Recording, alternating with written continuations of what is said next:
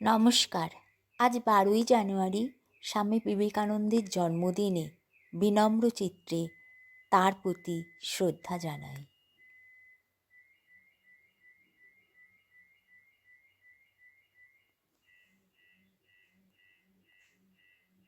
নিজের ভেতর থেকে জাগ্রত হও।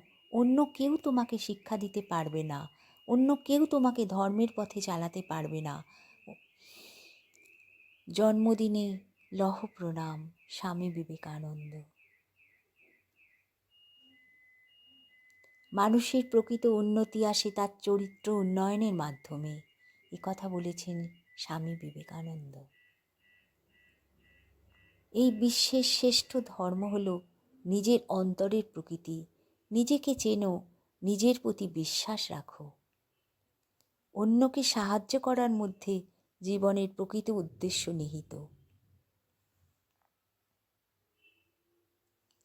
ইচ্ছাশক্তি জগৎকে পরিচালনা করে থাকে।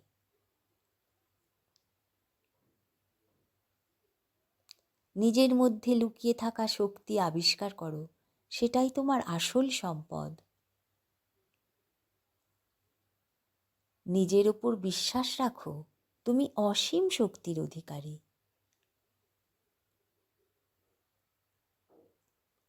শেখার মধ্যে আনন্দ খুঁজো এবং শিখতে ভয় পাও না। মনের শক্তি সূর্যের কিরণের মতো, যখন এটি এক জায়গায় কেন্দ্রীভূত হয় তখনই এটি চকচক করে ওঠে। তোমার মন ও বুদ্ধির মধ্যে যদি কোনো বিষয় নিয়ে দ্বন্দ্ব সৃষ্টি হয়, তখন নিজের মনের উপর সবসময় ভরসা রাখবে। আগুন দিয়ে যেমন লোহা চেনা যায়, তেমনি মানুষের ব্যবহার দিয়ে তার চরিত্র বিচার করা যায়। শিক্ষা এমন হওয়া উচিত যা মানুষকে মানুষের মতো করে তোলে।